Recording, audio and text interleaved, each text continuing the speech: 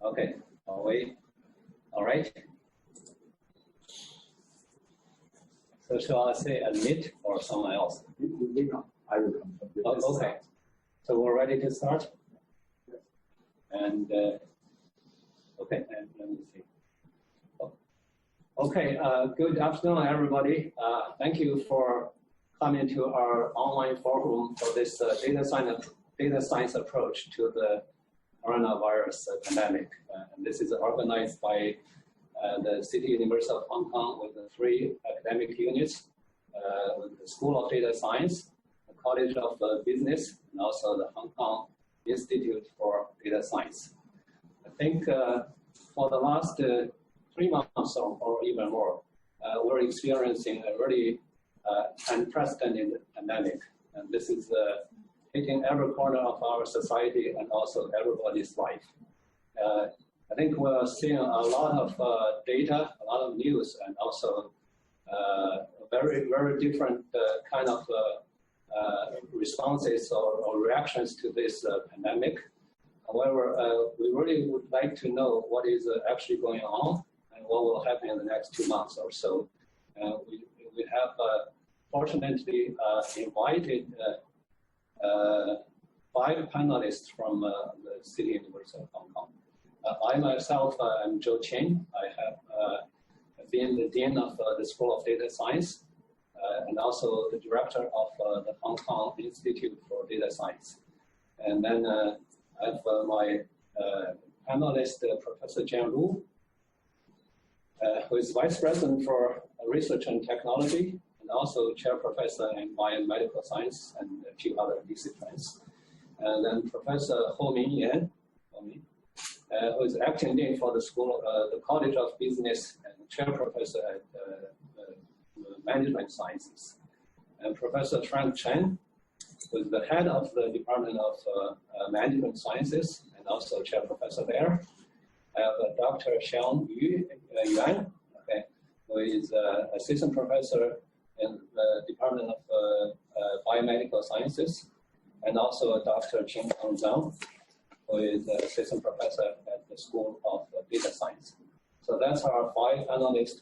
I think what we'll do today is I will start with a brief introduction, and then we'll ask the panelists to present their views or short views on what they think about the pandemic.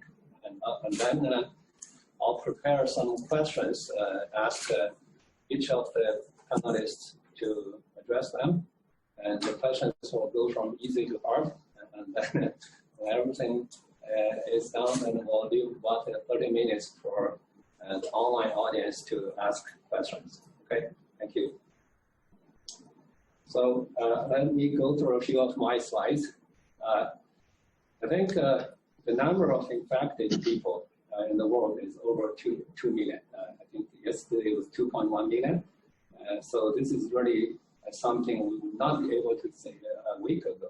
Okay, it's really a large number. And then if you check in the last week or so, nearly 100,000 people are infected per day of the whole world. So if you compare that number to what was happened to China, okay, for the whole period of 3 months, China had only about 82 or 83,000 infected. So it's pretty much one day new patients will be bigger than the whole China's patient. And you can see those leading countries. The very top one is the U.S. of course, and that's a large number of people being infected. And then if you count the casualties or the number of people who died of this, this is also similar. It's growing every day, and the shocking number is actually for the last few days, every day you'll see about 8,000 people being dying of this disease. And that number is also bigger than the overall death that we've seen in China. So it's one day bigger than the whole casualty in China. This is definitely a severe situation. Okay. Now, at the School of Data Science at CTU, we're actually we have developed prediction models to predict the number of infected people from multiple countries, and also the number of recovered people for each of the countries, and also the number of diseased people. Okay, and we predict over 2 weeks, and then this is a particular set of prediction for the United States, and we got checked and visited by many of the people around the world. And you could check this slide as well, or this website as well. The impact of this pandemic is huge. I don't think people have ever anticipated. So the economic impact is like this. You can see how different countries have to deal with this with the stimulus plans. So you can see it from the United States, there are like $2.3 trillion being put into this to combat this problem.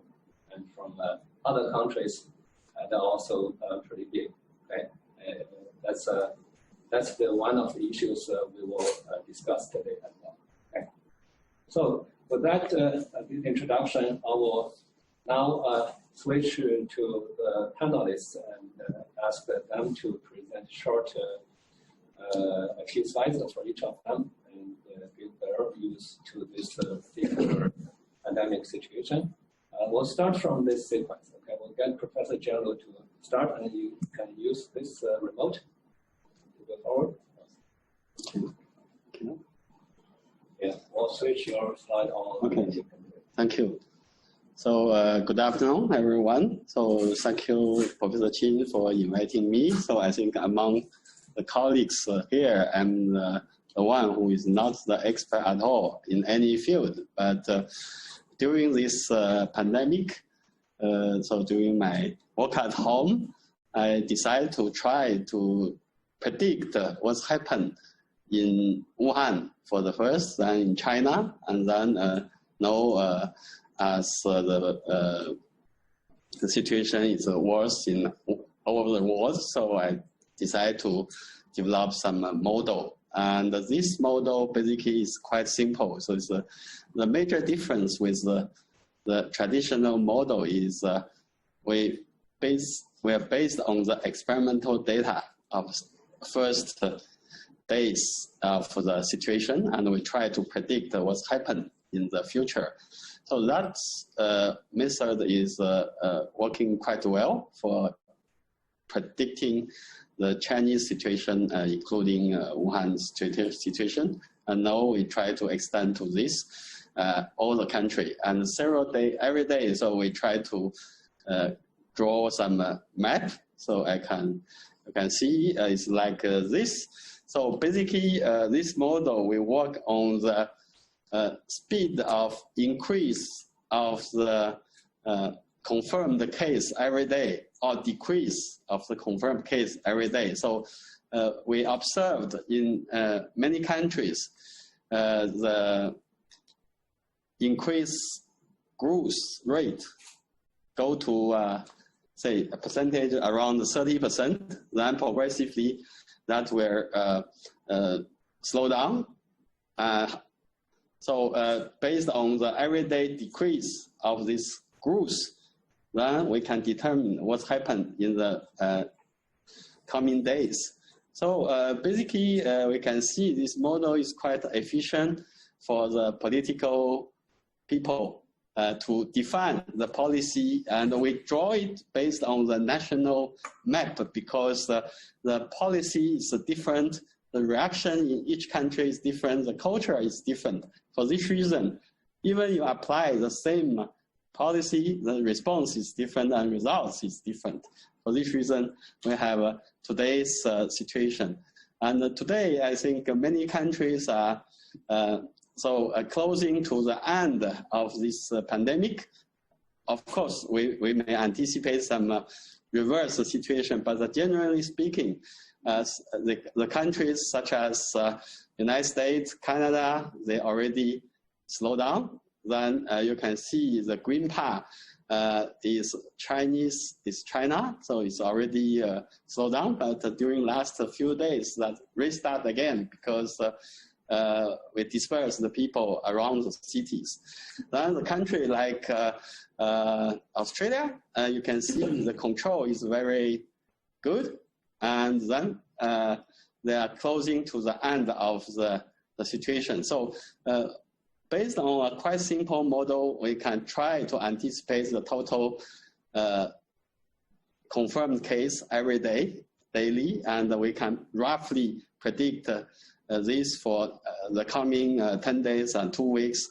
And this is maybe interesting for the decision maker to use the Frank's technology, so operational research, to deploy the machine, to deploy the nurse, etc., etc. I think, and also that the layman people can see what's happened in the future. So I just give you 1 or 2 examples here.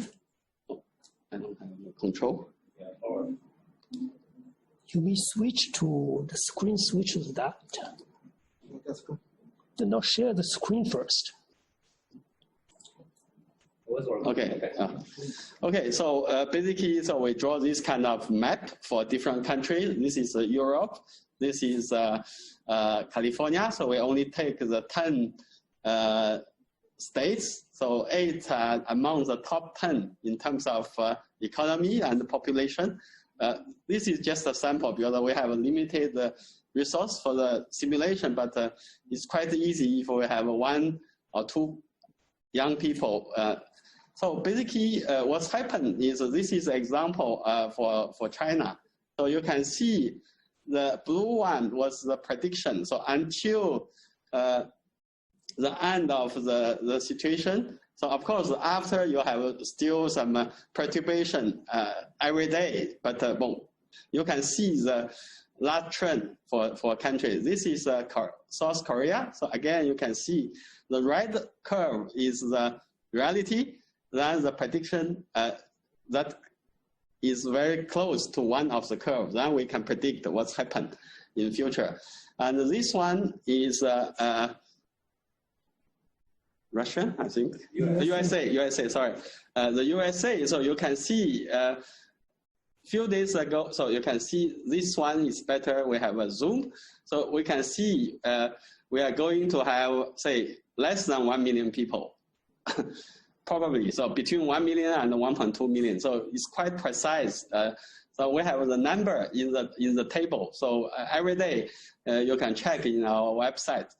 Another last one I want to show here is Russian. So you can see Russian start very slowly, but now we are moving for a quite critical area.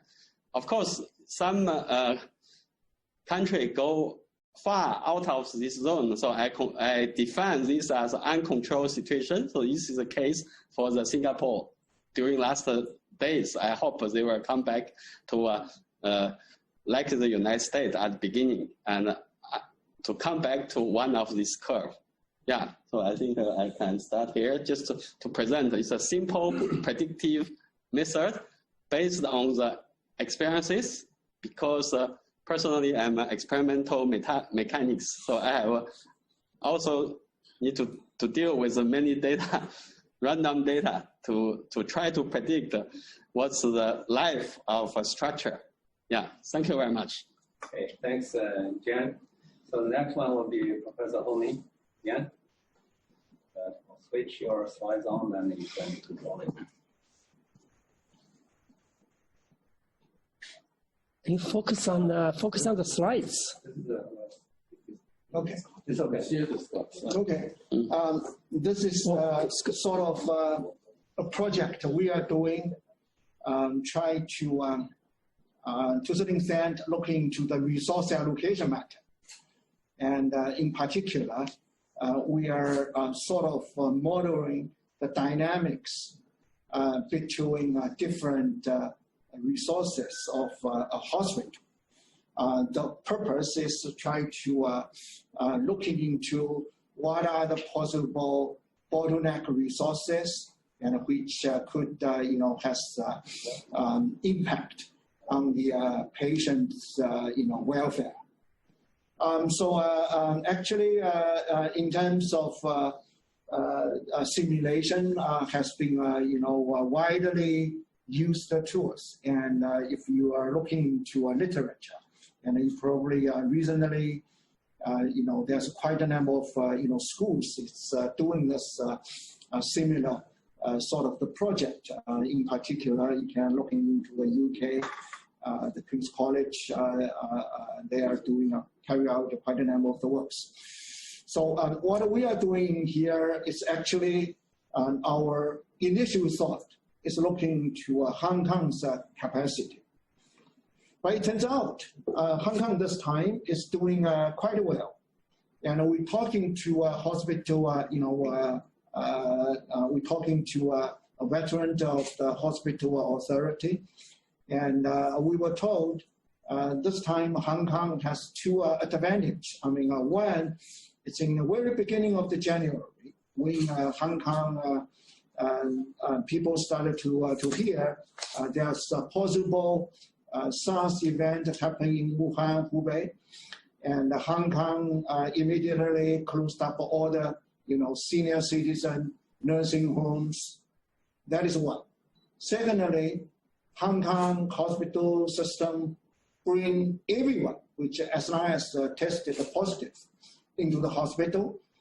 That provide a welfare for whoever with the disease, because the disease it has been reported that the situation can suddenly change, and the situation might lose control. So therefore, up to this point of time, if you look at the Hong Kong's death rate is low, and identified positive cases also low. But what we try to do is we really want to look into what is the operation in the hospital side. So therefore, from Hong Kong's structure, and you have, whenever the hospital and public health system identified, positive case, based on the situation, they either put you on this so-called Tier 1 isolation ward. I mean, people with this so-called mild or severe or going to be isolated and receive treatment. And the people with identified as critical, they put you in the ICUs. And of course, and some patient might further develop their cases, and they move from isolation ward into the ICU. And some patient might getting a situation change. They're getting to a so-called Tier 2 isolation wards.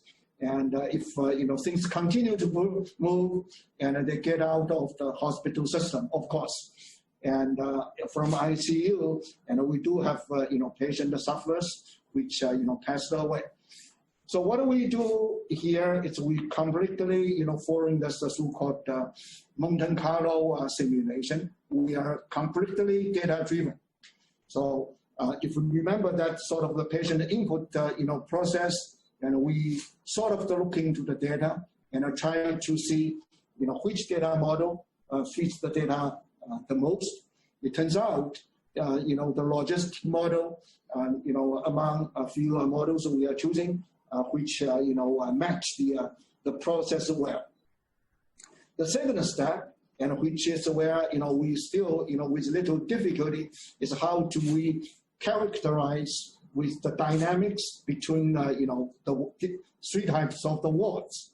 And so we are looking into the literature, and we're looking into the past sort of the data, and we are having a sort of the estimation how much time a patient is going to spend in the particular wards, and also the dynamics, the probability transfer from isolation ward into ICU, and what is the sort of the duration in the ICU, and move out to the Tier 2 isolation ward or passed away.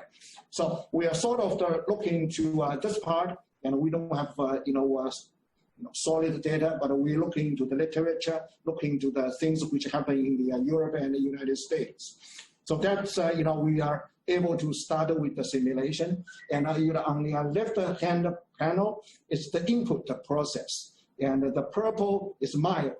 And with that, blue is the critical, and the green is sort of, a patient into critical. So that is on your right-hand side, and that is the sort of our simulation result in terms of the, sort of the beds, wards, occupation. So, we also, by running simulation, we can say things with a certain degree of the statistical significance. For example, we can say with the 90% of the confidence in terms of the number of the wards is occupied, and which is in this shadowed line.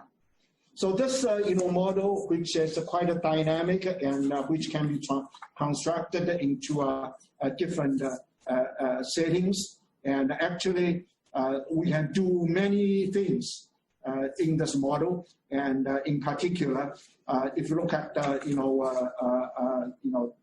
Professor Jianlu just mentioned, those things which happened in the United States or Europe, and we're also expecting things might happen in other African or other countries. To the end, the hospital resource is going to be constrained. So therefore, with this model, we can test the different strategies or priority decisions, and we can look at the stress test to see what is sort of thing which a hospital can take upon. In particular, for example, Singapore recently got a surge in terms of the number of identified cases, and we try to identify those data and running additional simulation.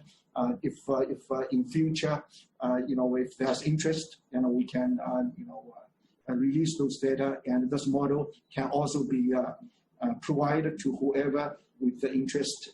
We can try our model. Thank you. Okay, thanks, Tommy. So our next panelist to speak is Professor Fan Chen. Let's get next slide. Thank you. Yeah.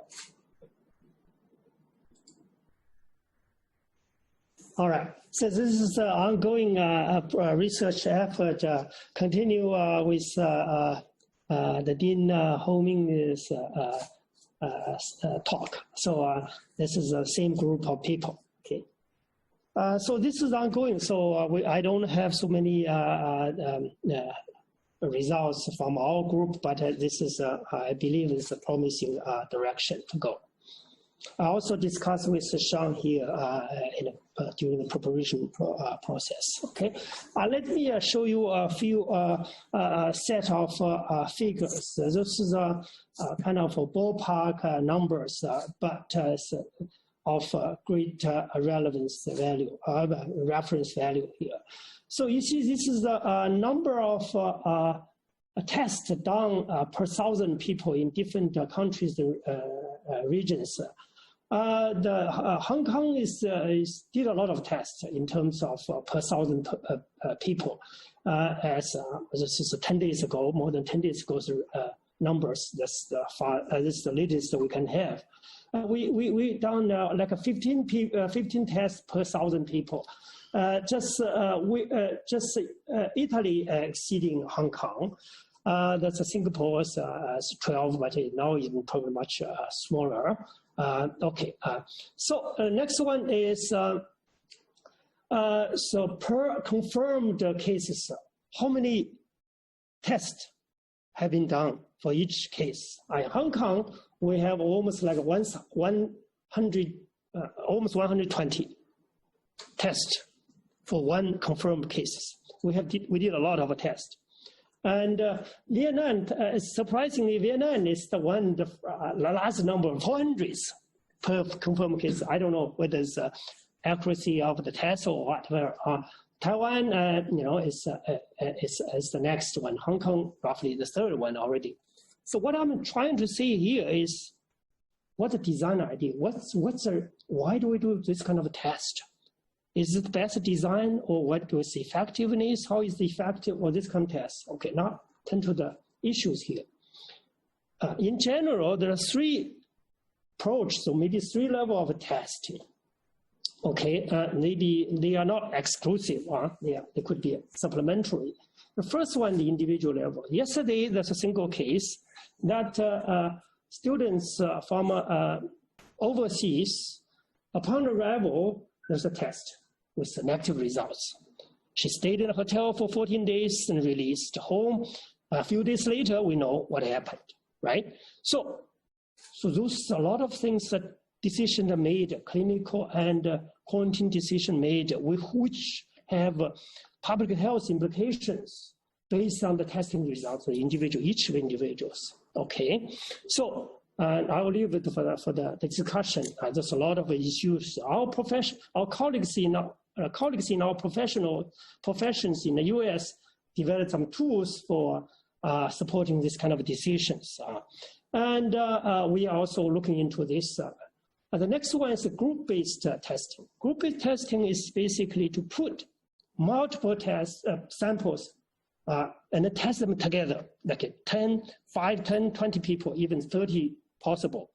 If suppose results are negative, maybe then what is the set of decisions to follow? If the positive, then what is the decision to follow?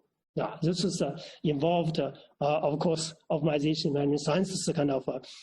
We can join in this force. It's not just public health or medical decision, because there's always a trade-off for the design issues involved here. This is it's not. It's quality related to quality kind of testing classical issues, but it's a lot of things are different. Okay, this is the one. This is clearly cost-effective. This is sometimes very effective if the population infection rate is very low, like say 5%, or in Hong Kong much smaller than 5%. This could be a very good candidate. The next one is mass testing. Mass testing is something is kind of targeting kind of groups, clusters, let's say school teachers, restaurant workers, like police forces, civil servants, and everyone. I mean, all the clusters could be people. You can identify them or neighborhood of some communities or buildings, residents. So you could do this test, this aggressive, massive testing. This testing can be done by group or individual. So therefore, those issues, they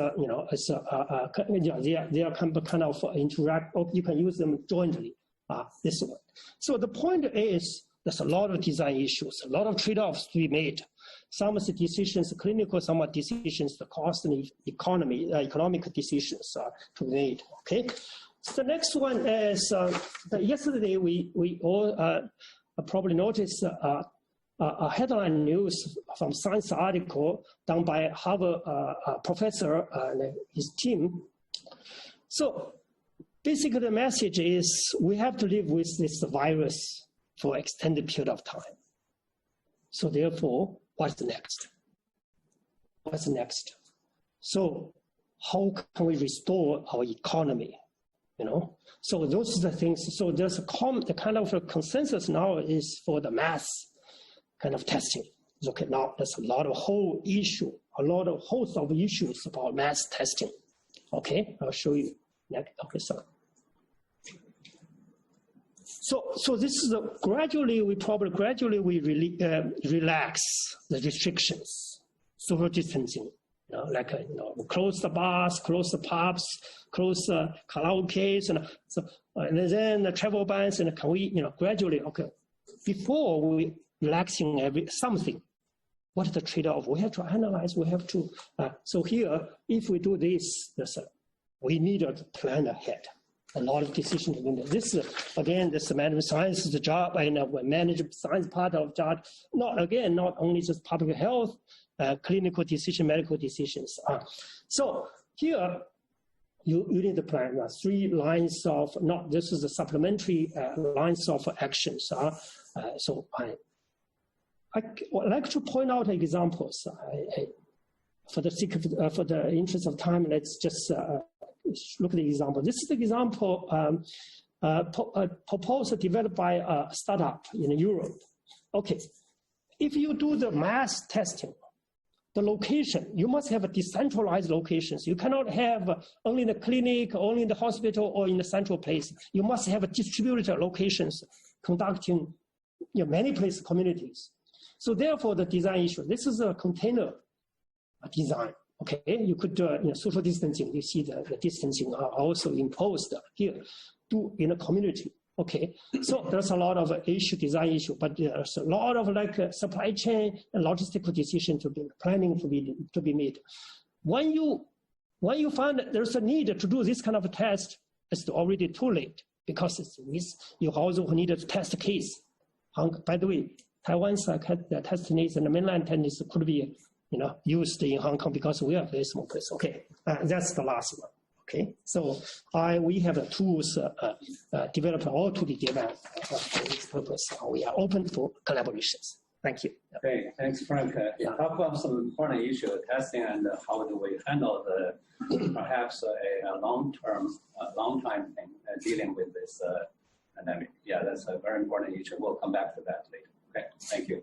The next panelist to show you is Xiang, Dr. Xiang Yuan. Let's get this slide on.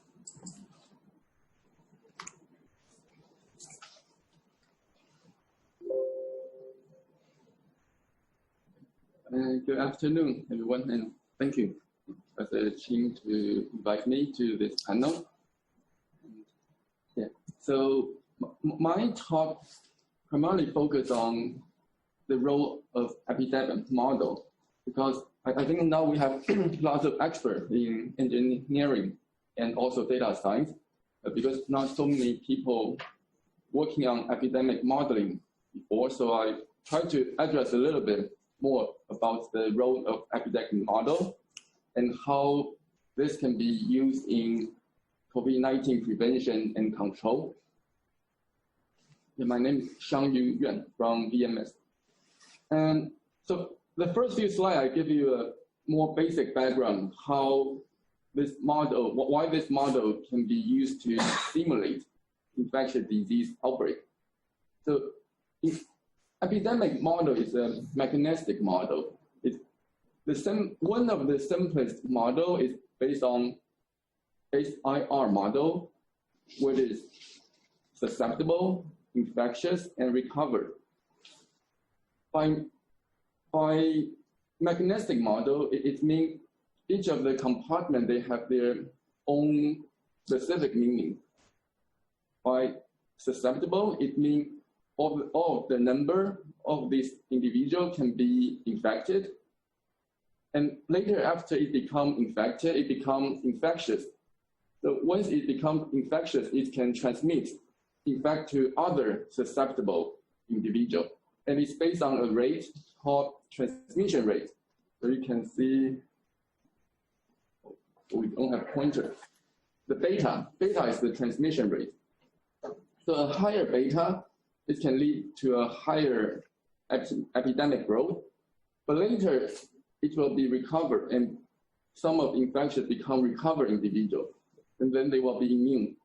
So the beta will, the rate of beta and also the recovery rate, gamma, together it will affect the R0, the reproductive number calculation. So normally a higher beta or longer infectious period, it will generate a higher reproductive number, and people can calculate the final size. 1 minus 1 over R0 become the expected total infected people. So that's why you heard some groups in the UK or US, they estimate if there's no control measure, then how many of people will be infected. So that's in the ideal case. So based on that, what we can do with this model, so one is to do model projection, like Professor Chen just mentioned, a paper published by Harvard, they mentioned there will be recurrent outbreak even until 2 years later. So that's one kind of, one application of projection. they can set up some environmental parameter and see what will be occur in the future. And the other application is to do parameter estimation, trying to fit model to data. And why they do this? Because a lot of parameters are unknown, and the property of COVID-19 is unknown. So they want to know like a reproductive number, and also they would like to know, for example, like incubation time. And these will affect how many of people will be infected, how quick they will be infected, and affect what kind of control policy should be used. So these parameters are also very important. Then the goal right now is to flatten the COVID-19 curve. So there are several ways. So the way like increasing detection rate is a very important strategy. So people generally thought in Korea, because they have a mass detection, now the epidemic curve, the growth, become flattened in a very like early period. So how to flatten? One is through intervention strategy, and basically the steps are going through detection, control of contact tracing. Sorry for the typo. Detection, contact tracing, and quarantine. So first you have to have a more accurate way to try to detect as soon as possible the infected person. Better not to wait one week this long. And then you do the contact tracing. Once you confirm them, you want to know how many people they potentially can infect through their contact. So now the data show there will be around 3 days pre-symptomatic transmission period. So that means before symptom, 3 days before the symptom onset, they will still have chance to transmit.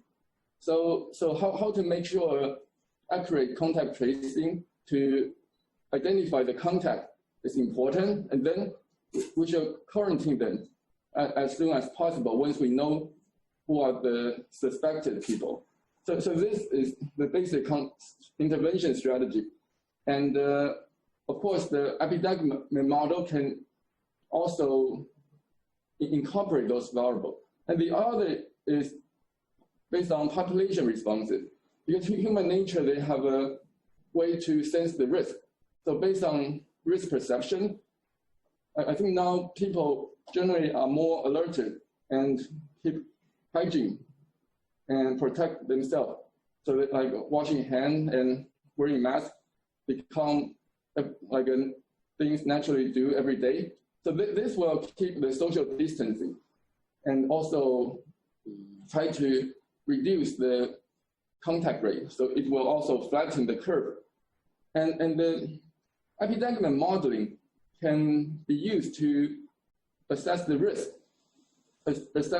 for individually, or assess the risk for particular group. And this kind of model can be used to connect the population or individual responses to those intervention strategy and try to simulate the consequence of the intervention strategy, how it will flatten the curve. So this one is a more overall picture. So I copied from a website, but I found it quite useful, and I adapt a little bit. So at the beginning, people like change their behavior, like washing hands more and try to clean the environment in order to prevent or flatten the curve. The second epidemic model can help to do the risk assessment for each particular group or individual, like individual elderly or for certain like people working in hospital. So we can try to assess the risk for them. And then the goal is to do early detection to know whether for the high-risk people, under a certain period, we want to know whether they got the virus or not. Once they have the virus, through the early detection, we should quarantine them as early as possible. But for the outbreak or the infection for that individual, or the outbreak happen in a center, like in a community or in a school or an elderly center, a lot of decision has to be made. So whether some people have special needs for medication, or some people they have to, like if they do quarantine, they have to go to a hospital. All these decisions has to be made, based on the personal, personal need, and also based on the risk. So a lot of things, epidemic model should be used to link those individual responses to the detection, and also to the consequence of the decision. So the model have to be developed to assess the risk and link the individual risk to different kind of decision. So that's the final slide. Thank you. Okay, thanks. We'll have Dr. Chimpang to give his short view about the pandemic situation. Okay, thank you very much. Good afternoon. It's a great pleasure to be here to share some of our work. So our work is the joint work with Dr. Zhu Cao and Dr. Daniel Zheng in Chinese Academy of Sciences, and Dr. Paper at CTU, and a few others. So together we form a team to provide those decisions of support to the decision makers in Beijing through the National Natural Science Foundation. So this is one of the research that we utilized the human movement data to improve the epidemiological estimates for the COVID-19. So as we all know that at the very beginning of the epidemic, we have the severe serious underreporting problems. So this happened in Wuhan as well as in the other countries, as we know that. So how could we get a good understanding of the epidemiologic parameters here? So this is one of the problems. And what we found here is we can actually stratify the epidemic regions in different regions, and then we can utilize information from other regions to estimate the parameters more accurately. So here, what we propose is a stratified defiance estimation framework, because we know that there's underreporting problem in Wuhan. But according to our frontline study, we find that the data in non-Hubei province were actually quite good, because during the Chinese New Year mass migration, people traveling from Wuhan were closely monitored by the local government in their hometown. And we checked the data in several provinces and cities. We found that the ratio of those people getting infected were actually quite consistent. So we think that those people traveling out of Wuhan represent a better sample for us to estimate the parameters. So there are some papers, they use the foreign data to estimate some parameters, but we think that here this is actually more accurate. So we stratified the population into three groups. One is Wuhan, the other one is Hubei, excluding Wuhan, and also mainland China, excluding Hubei province. And through this, but how we can quantify the number of people traveling from Wuhan to other places? So we get support from the telecommunication providers. So, but their data, of course, is the secondary data. So we didn't get the raw data due to the privacy issues. So we also utilize some open source data in Baidu migration set. So we have a fairly good estimates of the number of people traveling from Wuhan to the other places, including the cities in Wuhan province, as well as the other cities in mainland China. We didn't consider the international traveling here. Actually, New York Times interviewed me a few 2 months ago, and they featured our study, and they created a very good visualization in this website. So if you're interested, you can if you're interested in the traveling patterns, it's a really good website to check out. And so this chart basically shows a number of cities in Hubei, number of provinces in mainland China and the relationship between the number of people traveling from Wuhan and the number of confirmed cases. So here, there's a timeline which represents the incubation period of the COVID-19. And you can see that roughly it's a linear pattern here. And our estimation is that for those people traveling out of Wuhan before the lockdown of the city, the infection rate is actually quite consistent. It's around 0.12% among those people. And we utilize this number to get back to check the infection rate in Hubei, in Wuhan and in Hubei. And basically our conclusion is that before the lockdown of the city, there were about 18,000 people already got infected in Wuhan.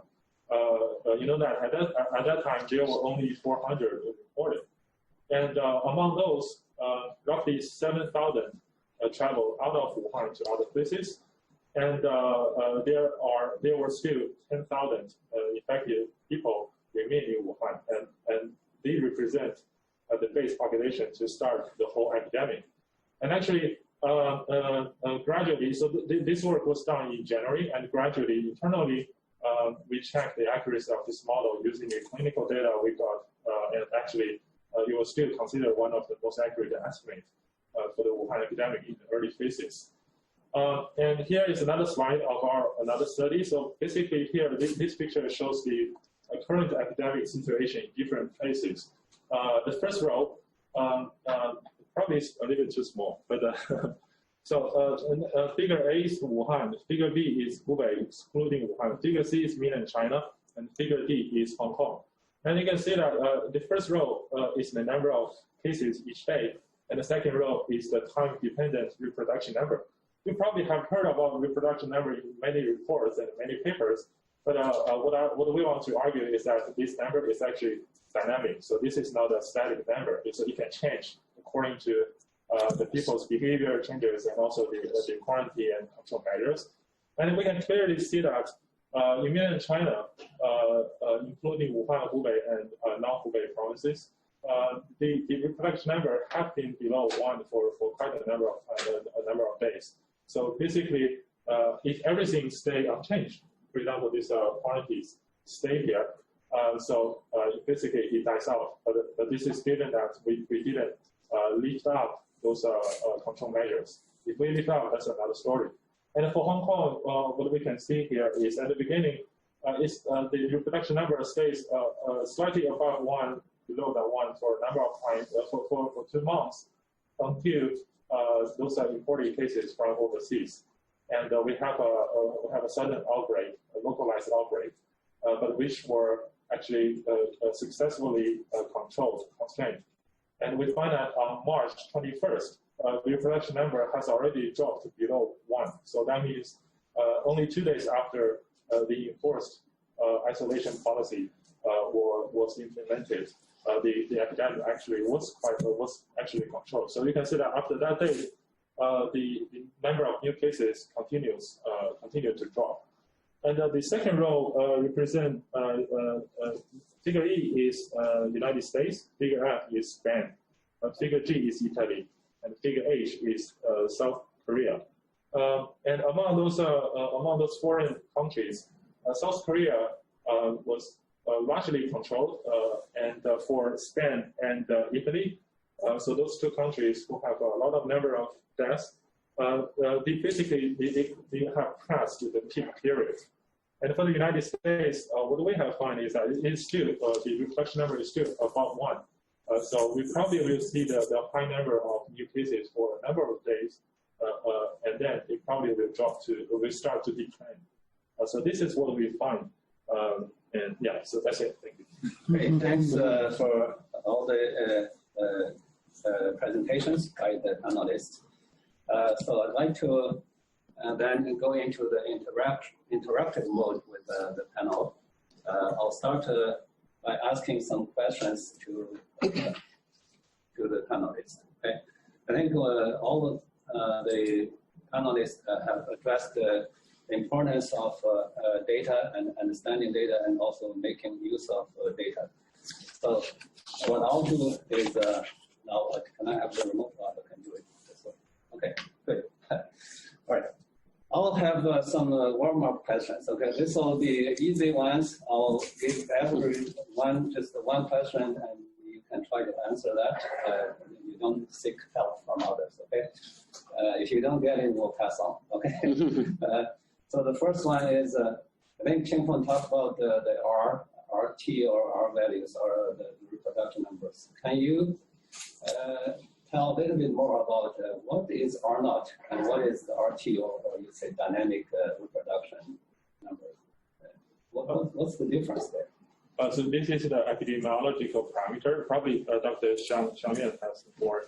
Yeah, we don't need more. Just it roughly tells the number of cases will be the number of secondary cases infected by one infected person during the whole academic period.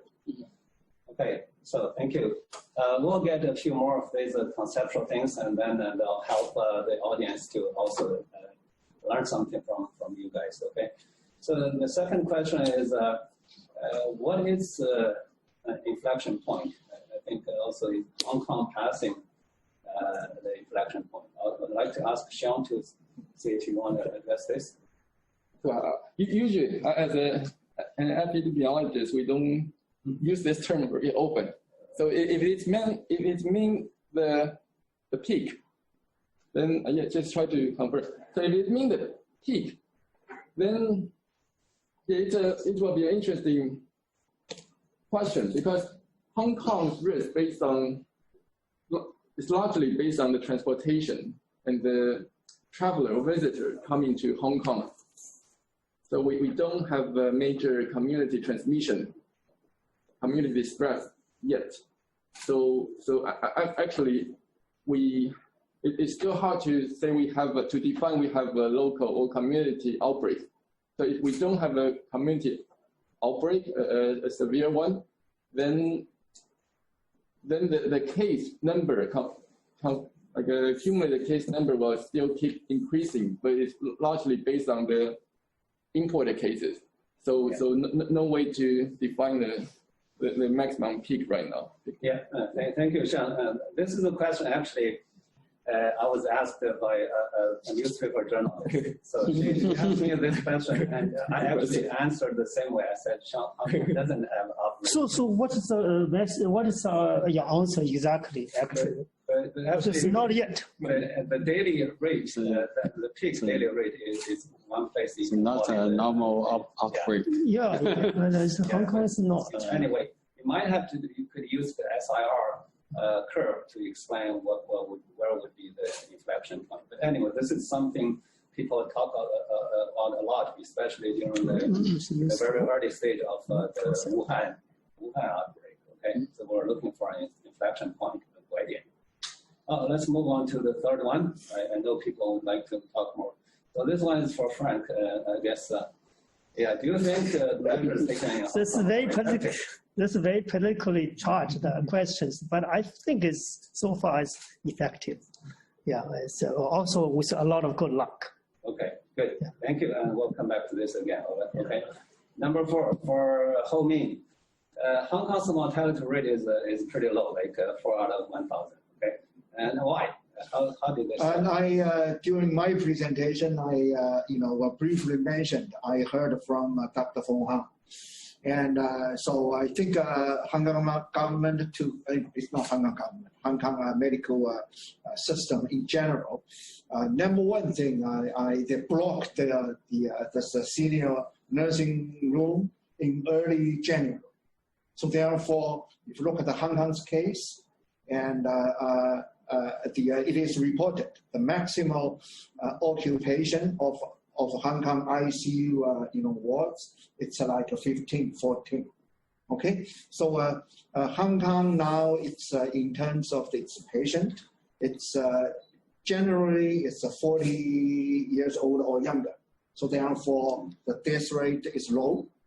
Secondly, again, it's from Dr. Fong Kang, and he says in Hong Kong, everybody, as long as you are positive, identified, we put you in the hospital. So if the case turns bad, and you can get the treatment right away. I think that's sort of the strategy Hong Kong medical system are adopting. I mean, this turns out, this are all the lessons Hong Kong medical system learned from, SARS, outbreak 17 years ago. Thank you. I guess it's a supplement to Ho Ming's. This evidence shows that when there's a place ICU overwhelmed, then there's a higher death rate. Mortality. So there are two messages. One is early controls. You don't have overflow. You don't have flood over all the hospitals and facilities. And number two is that controlling the senior people. Yes. That's very important. I guess we heard the early days of Italy, the average death is actually the average age of the death is actually 78 years old. So 78 average. Yeah. What is that? No, I don't need that. No. Okay. I'll ask you later. Okay. So number 5, quick one. Again, these are quick. Okay. I would like to ask Jan to answer this.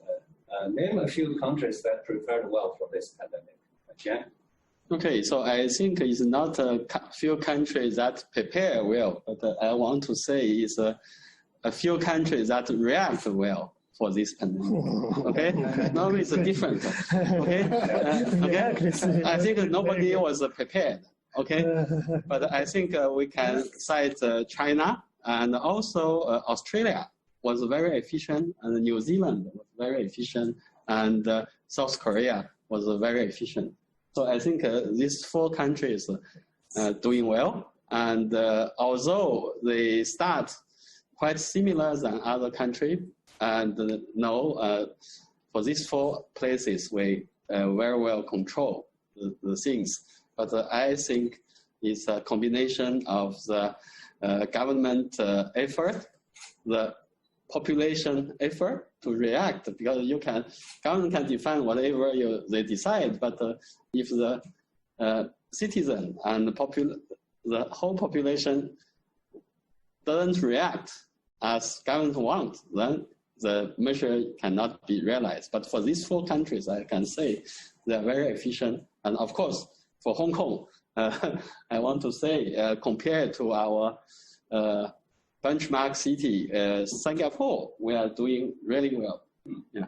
Thank you. I guess we'll come back to the reaction versus the proaction. Okay, we'll come back to that point later. So now let me give a few more sort of elaborated questions, and then multiple panelists can address them based on what you wish. So one thing is about this asymptomatic situation, there are a lot of debates and issues about this, especially after the de-lockdown of Wuhan. Okay, whether there will still be people infected, but they don't necessarily show symptoms. Are they problematic or not? So anyway, that's in the Chinese counting rule, people who don't have symptoms, even though they are infected, they're not counted as cases. They're not counted as confirmed cases. I have this picture that I interpreted all the rules from China to show you what's the difference, let's say. Now you could have a subset of people who have symptoms, but has not been tested by nucleic acid tests and other tests, okay? There is another subset of people who are tested, and then they're positive. So between these 2 subsets, there's overlap. If you are looking at the confirmed cases in the United States and Europe and most other countries, people who are tested positive are considered confirmed, period. Okay, there is no need to show symptoms. So that's one way of doing the accounting. China does this. Okay, China will say you have been tested positive, and you also have to have a symptom. That's confirmed. So therefore, what's confirmed by China is probably a subset of what would be confirmed by the U.S. and European rules. So my question is, what's the other complement? The people who are tested positive but has no symptom. That's called either asymptomatic, which means they will never show a symptom, okay, or pre-symptomatic, which means they're still incubating. they will show within a period of 2 weeks or so, those people will show symptoms and they'll be counted as confirmed. So that's actually what China has done. China will put those people who has been tested positive under observation and medical observation, okay, with about 2 weeks period. Within that period, if they show symptoms, they will be counted towards confirmed cases. If they will not, they have to be tested twice negative to be released. Okay, so that's the difference. Now, my question for the panelists is that, do these differences in counting the number of cases affect your analysis? They're not apple-to-apple comparison to me. For example, the US number will not need to have symptoms.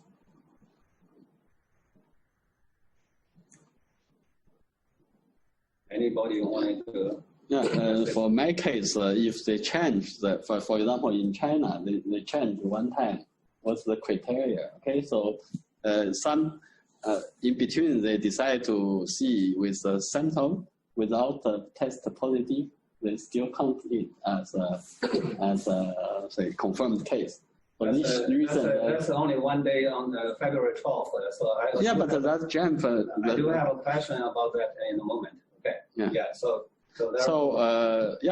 if we change the system, of course that will change the data. So I think this is well, but we can say try to predict both cases, then use the data sets, then predict with a different definition of the confirmed case. Okay. Anybody else want to address this? So go ahead, keep going. Yeah. So one of my students, when they include improvement of diagnostic changing using Wuhan's data, then when she estimated the reproduction number, so it seemed like the drop of the control policy, it will reduce them to below 1, but it's different than some groups estimated, like published in other journal. They say they claim the transportation restriction and other city lockdown event has a very significant, tremendous impact on reducing reproduction number. But if you consider the improvement of diagnosis, if it includes, for example, include those kind of undetected cases, then the estimate will be affected. Okay. So it will give a more accurate estimation if you include this kind of changes. Yeah, okay, thank you.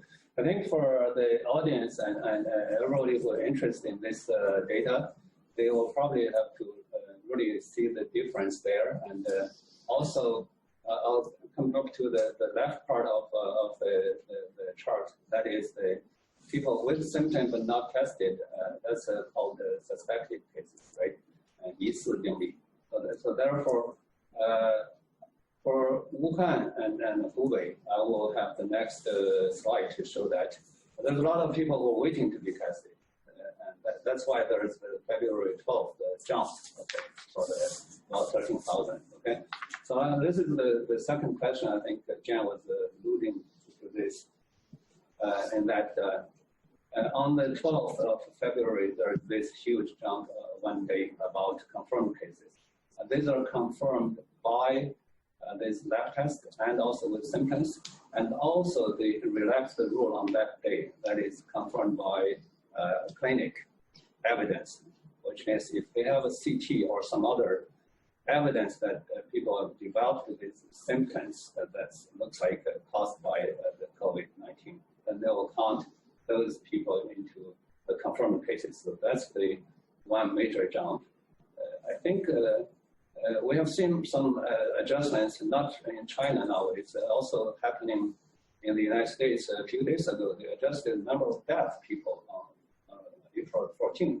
1 day, they all of a sudden counted people who were not exactly tested as positive, but then they suspected that was caused, their death was caused by COVID-19. So therefore, when you analyze data like this, so that all of a sudden one day lump what had happened in the previous month or so into one day, how do you deal with this kind of data when you try to fit your model or fit your parameters? That's my question. In my case, that worked quite well. So, in fact, at the beginning, they are in one trajectory of the movement. Then, when you have a quantum jump, then you move to another curve. But for the following days, so basically for Wuhan case, that worked quite well. Follow another curve, but yeah, I see your advantage is you're working with the cumulative number. Yes, yeah, yes, yes. But if we go to the day per day, we can also predict very well, but not for. So if you ask for next 2 days, next 3 days, our precision is quite high compared to other model. Okay. Any other comments on this? By the way, I heard China, Wuhan just adjusted its days. Yeah, 1,290. They add a few new deaths. Yes. New deaths because happened. yeah, this is the sort of thing which I guess in Europe they do the same thing because there are patients that died at home. They do not know what what was the real cause. So that thing happens. That happened also in the French statistic. Okay, if you observe very well the French statistics, so basically they have a normal traditional hospital system. They have also a hospital system for old people. Okay, at the beginning we added these two numbers together, but in fact some of these old patients they are moved to the normal hospital. So these people was count for 2 times in some of statistics. So for this reason, in our curve, we observe this. Now when we have the real data, then it's come back to a normal movement. Okay, good. Yeah, I think this the fact that China had to go through this earlier than other countries.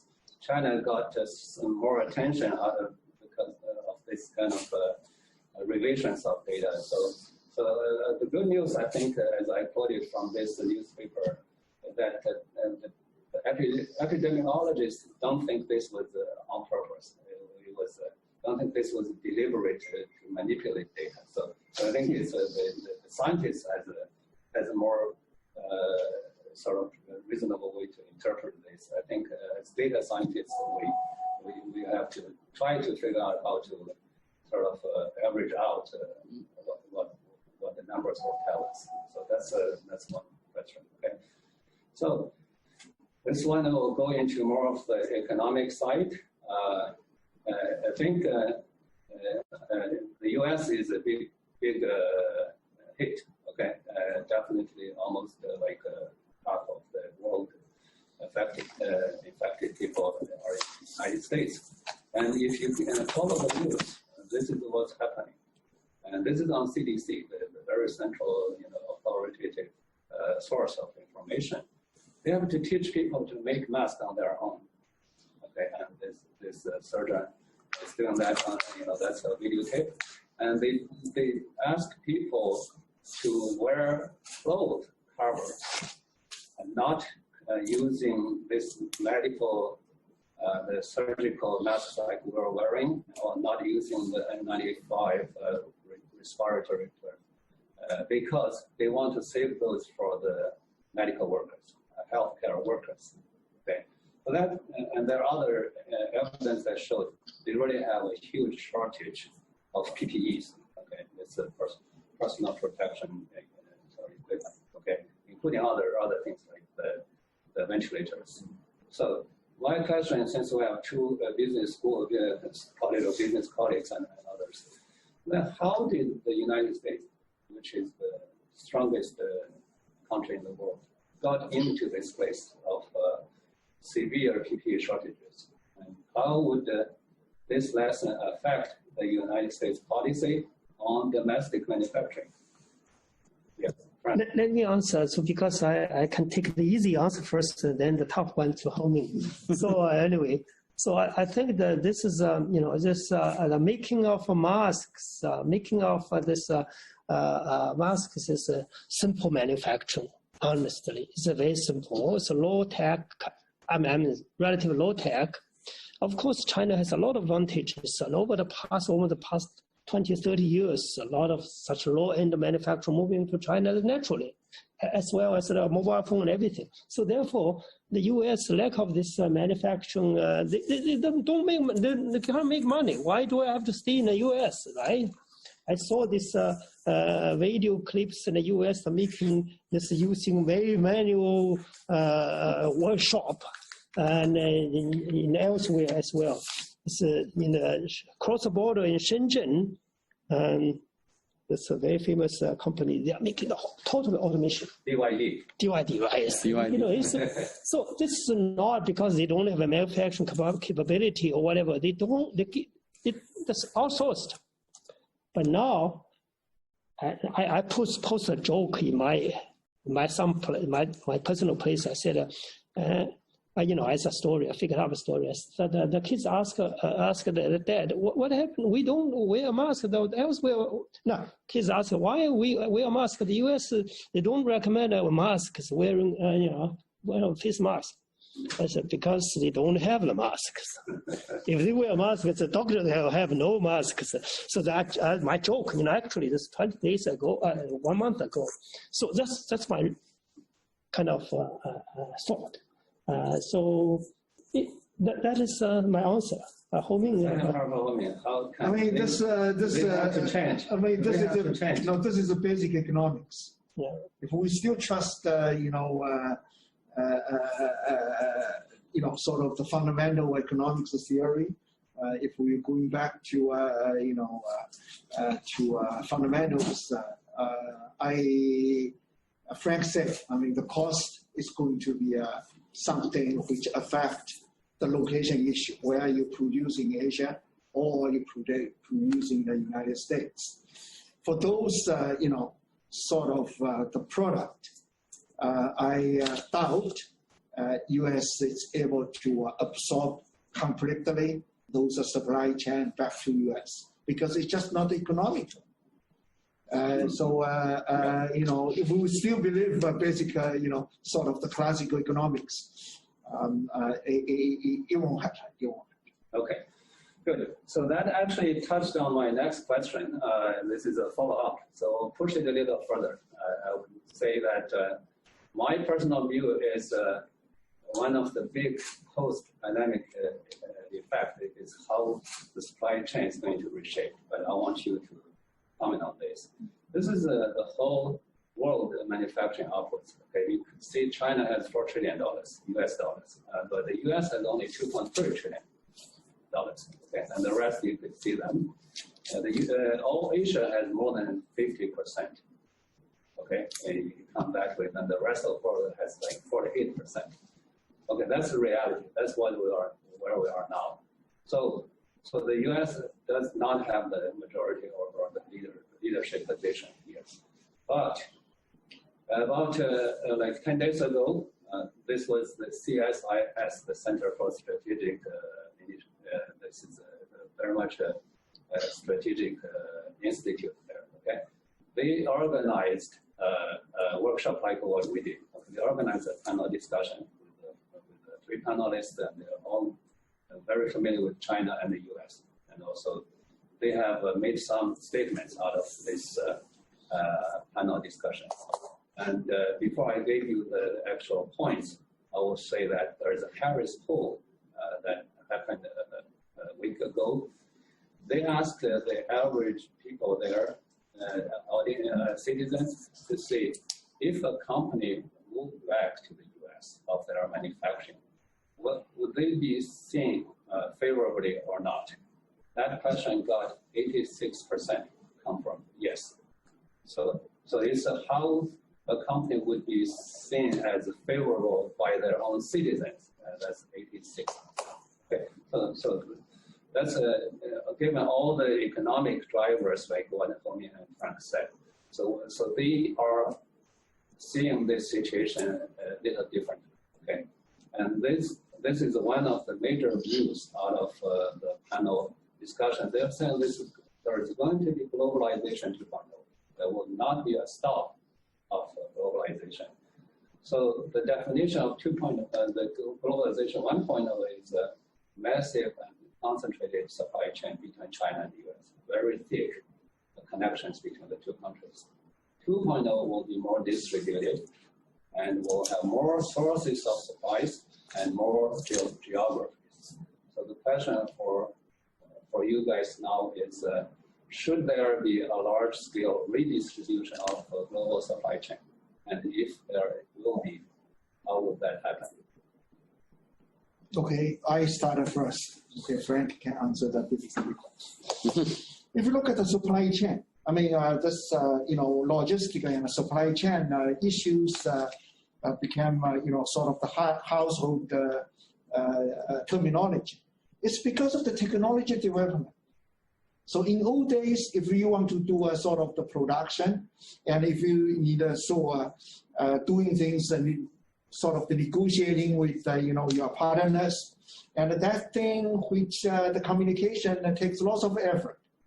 Nowadays, with this communication development, nowadays with the Zoom classes, the communication became easier. So the collaboration, the cost is getting lower and lower. And that is, to a certain extent, the global supply chain or the, globalization 1.0 actually was driven by the technology to a certain extent. So therefore, sure, you get somebody, vote on that. But to the end, the decision is still, if you still believe, I'm the same thing. If you still believe Adam Smith, if you still believe, David Ricardo, the fundamental economics is going to play.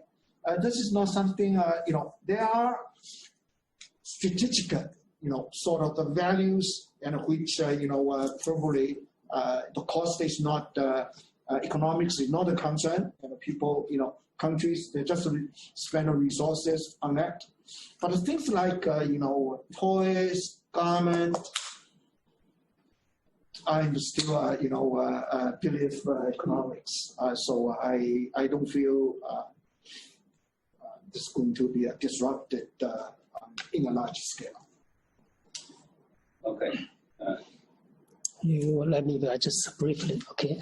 It's moving out of China has been taking place for the last few years. That's a fact already. So, but the receiving, the Vietnam or other places really have a limited capabilities to absorb.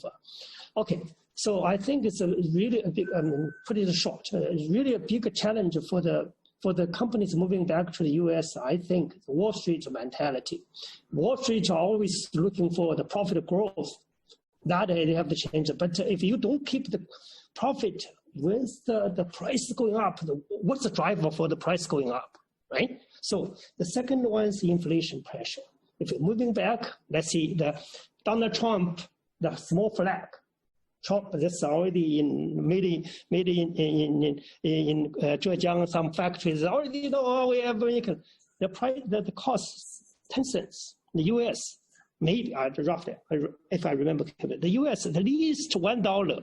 So it's the difference. I said, are you afraid of this tax tariff increase tariff? No, don't worry, because it costs how much you increase, they absorb it. Basically, there's a lot of that takes time, but the U.S. will get back some, of course. Definitely. Yeah, okay. Yeah, agreed. I mean, I think it's going to, different. But even moving to Vietnam and other, Bangladesh, it's economic drive. But alarming facts is that there's a book called something I forgot.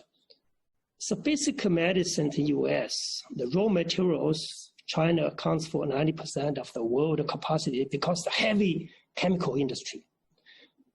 Early 20 years ago, just a monopoly is basically antibiotic. This almost all the materials in China and India. Only India. India is self-independent, but really the capacity in China. That takes time. It takes a long time to get it back. just like a raw earth, raw 系统 raw earth. I think it's very difficult for United States to change because simply China is the biggest market. Okay, so for any country, for any company, if they don't produce in China, I think they will die without Chinese market. That's the major You're issue. talking about the market side as well. Yeah, market size. Yeah, because last time when they fight with the Japanese company, that worked because the Japanese market is far smaller than the US market. But the Chinese market is far larger than the US market. So to me, if one company, whatever the products they produce without Chinese market, they cannot become the leading company in the world. So for this reason, I think there are some redistribution, but only for critical matter. But for all the others, then we will still continue the globalization. So I think we've heard from several points of views that about whether there will be a redistribution. Maybe there will be, but not to large scale. The dependence on China will still be there. So we'll have to see how this play out in the next couple of years. Okay, so I think some of the audience have already asked questions. I know one of the questions is related to my next question. So say, do it this way. So I'll switch to the next question first. How come this is all this is not the original idea, but anyway, it's I will say this question. I think Jan alluded to this already. So my question was, so could any government be proactive rather than reactive for the next pandemic? And what you could not see in the gibberish was actually Bill Gates. Bill Gates gave a TED talk about 5 years ago. He was basically conceiving the idea of having, good. The idea of just have a response system. Get ready to be prepared, and also you can do simulations. You will need to have a reserve force, like a military force, but you use them to deal with pandemic, and also it could be used jointly with forces. It could have been military or bio weapon attack. It could be biological attack. So that's what his idea was 5 years ago. My question to the panel is, could any country be proactive rather than reactive for the current one and for the next one, maybe? Yeah, again, I think the major problem is the cost. It's the cost effectiveness. So in one of the system, we have very good proactive system, which is nuclear plant safety. But as you all know, it's very expensive. So basically, we should have at least 2 systems, the system and backup system. Quite often for some critical component or subsystem, you have 2 backup systems. So that costs a lot compared to the reactive. But I think the major issue is to see if we have a very fast reactive system, then that can work. Okay, so now we don't have to divert to some other issues, like some countries will not do anything to react to it either anyway, like in Sweden or so, they will take a different approach. Okay, so anyway, I'll stop there, but I'll start to address some of the questions from the audience. Okay, one of them is actually, are there any studies concerning the effect of face masks? Anybody? I think right now there are a few right now, but I think 2 weeks before 2 weeks ago, then probably you can't find many studies talking about the effect of wearing masks, because there's a culture difference from for epidemiologists, wearing mask is not, I don't think it belongs to a strategy, intervention strategy to be used to intervent infectious disease outbreak. But the attitude right now, it start to change. So now even CDC new guideline, they start to support the idea of wearing masks. And they also have some study, right now already published in certain journal, including Nature Medicine, talking about the certain effect of wearing masks. But even though wearing masks, to me, it's more like a Chinese medicine. If you think it's effect, then based on your experience effect. But if you really want to, at least in this critical period, you want to show the evidence, a very clear evidence. It's hard to make a very nice, like a case control study to show the effect. But I do believe it's if you compare different countries, you see the different outcome. Yeah, so probably. So I guess the fact that the U.S. does recommend wearing a face cover, even cloth cover, that shows that it will be, it's thought to be effective. Even a cloth cover would be helpful. Okay, next question is related to the United States numbers. Why is U.S. seeing so many cases? Now over 600,000 now, just from the U.S. Yeah. So there were a few reports on New York Times and the Washington Post. So basically, there were a number of political issues that hindered the production of the testing kit in the U.S. So at the very beginning, the United States didn't have sufficient number of testing kits because of a number of reasons. So at the beginning, you cannot see a really surge in the numbers. So a lot of people went undiagnosed. So that caused a lot of infection before people actually got aware of it. That's my understanding. Yeah, definitely the New York State is the worst. It's about maybe 30-40% of the whole numbers, right?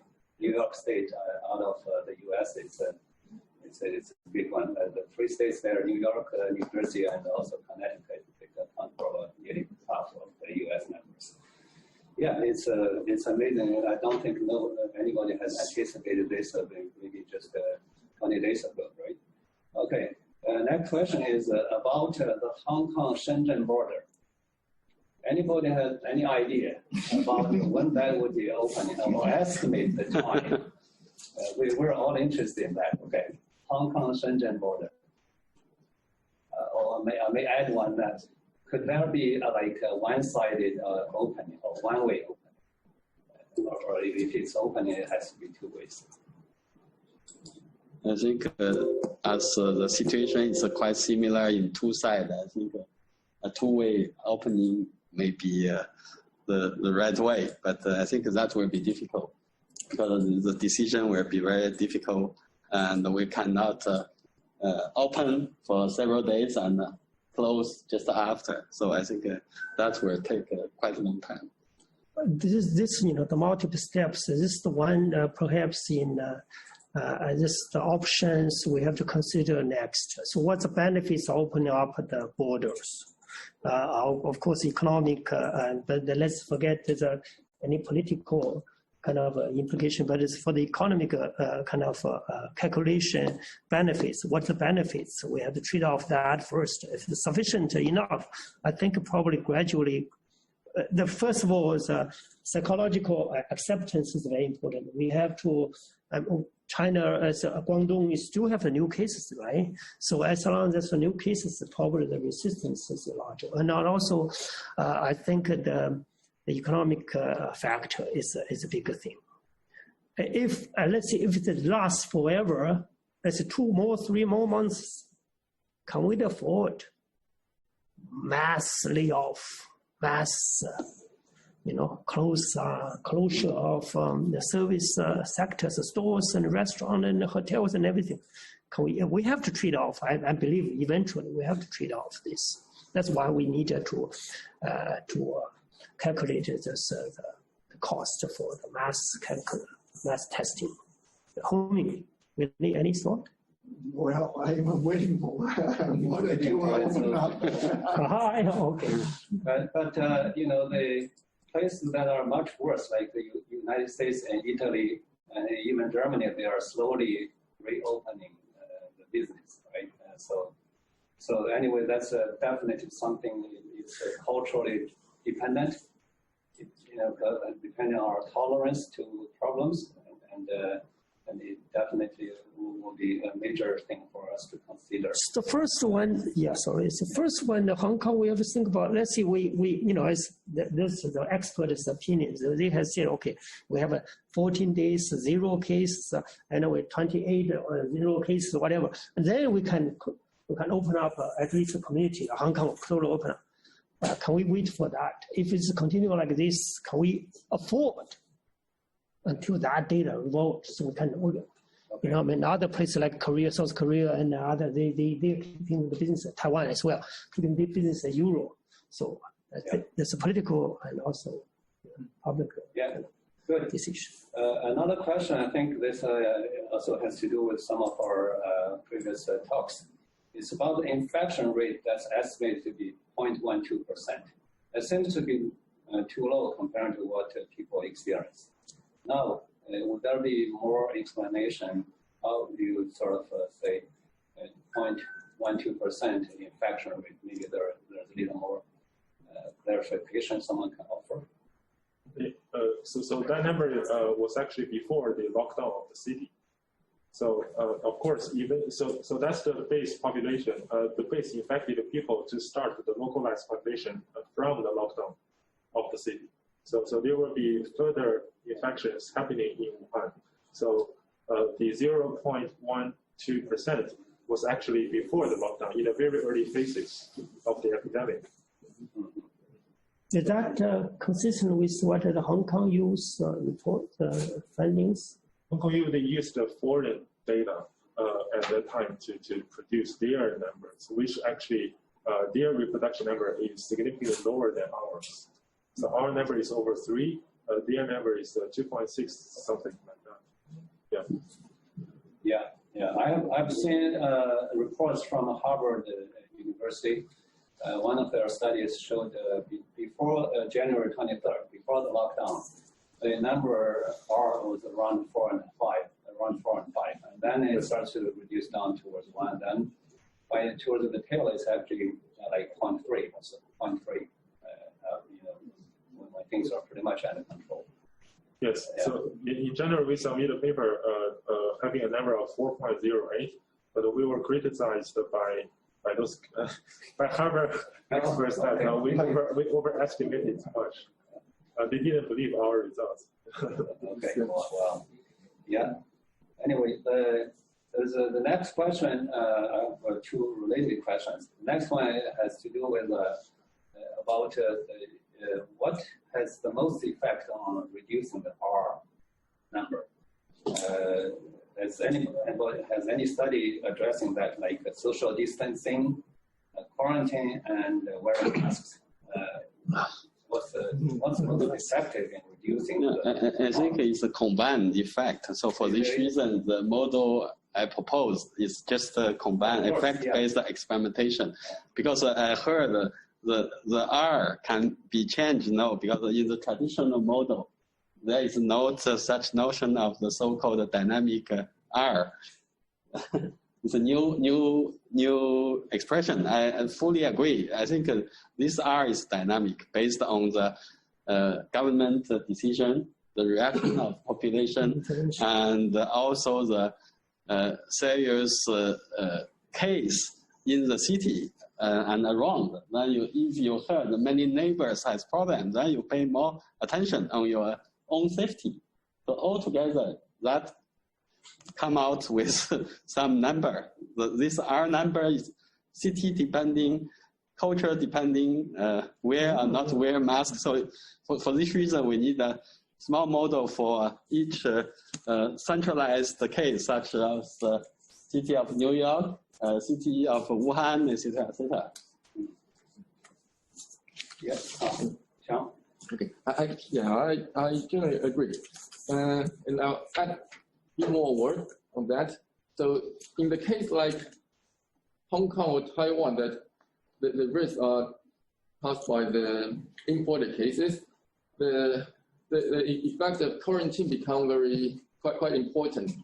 So if you look if the quarantine can effectively control, or if you are able to identify most of the suspected cases, then even there are more imported cases are observed, then there's no chance to have a large community outbreak.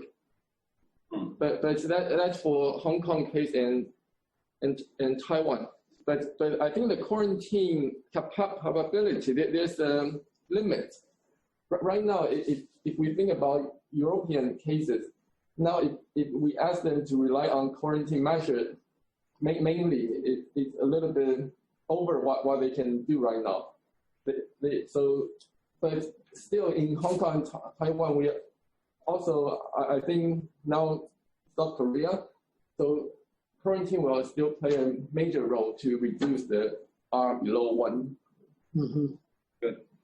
So now we are about towards the end of this panel discussions, but I'd like to ask one more question related to what we're talking about. Okay, and this is from the audience, and the question has to do with how Taiwan managed so well without a lockdown. I guess we could also add Hong Kong to the picture. Anybody want to give a little more comments on that? Perhaps we can add Singapore into this, because these three regions somewhat geographically isolated. Okay. Yeah. So our group have working on this topic for a few months, and the main reason. So we observed that if there's no quarantine in Hong Kong, the reproductive number will be 2.3. What is starting from late January. So this number is still quite low, even without quarantine. It's an ideal situation. It's still lower than what's observed in Wuhan, like around 4. So that low reproductive number probably because the social distancing, wearing mask issue. And then after we introducing quarantine, then that's 2.3 even reduced to even lower to 0.7, about 0.7. So, but we estimate, the model estimate, because we don't have observed data, no one have that observed data right now. The model estimate that the timing of quarantine that happened in Hong Kong was an infected individual. They will be quarantined like half day before the symptom onset. So that's timing of quarantine is quite important, because you also show the slide, there's a pre-symptomatic transmission. So the quarantine efficient happening in Hong Kong worked very well, I think. So I think also same in Taiwan, that they almost identify lots of suspected cases that will eventually become a confirmed cases. Interesting. Yeah. That's also, it shows a lot of the things happen in the U.S. Like in the New York State, they did not prepare well to quarantine people. But in California, they have already prepared hotels. They have already got hotels ready to quarantine those people. So you can see different measures, different preparations, okay, will definitely lead to very different results. We knew that the West Coast in the U.S. Actually had this started earlier, right, from Washington State to California. Then New York is actually a late bloomer. I don't want to use the word, but it really caught up very, very fast. So that has to do with how you deal with the situation. So I guess with this discussion, I would like to use one of the comments from the audience to conclude the panel discussion. This comment actually is there is a clear cultural difference on the risk management between the Asian countries and the Western countries. So definitely we're seeing this. We probably will see more of this, given that Germany, the US, and Italy are going to trying to recover to normal, okay, to do normal business. I think the tolerance of the society will be very different. And we're still trying to see how Hong Kong and Shenzhen could reopen, right? So that's something to be observed. I would say there'll be a lot more questions we have not been able to answer. And also there's still more to develop in this pandemic. We're seeing new things every day. Okay, so I hope you got some messages or knowledge from this panel discussion. And also I want to thank all the panelists for their work and the preparation and answering these questions. So hope to get maybe another opportunity to invite them back, maybe a month or two down the road, and then check back on what their predictions are. Okay, all right. With that, I want to thank you for your attention, and thanks all the staff people to support this online forum. Thank you very much. Thank you. Thank you.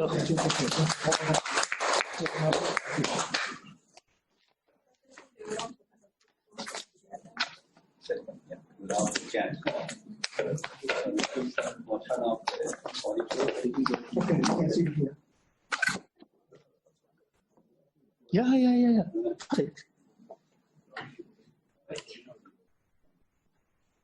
I've already taken some photos during the discussion. That's good.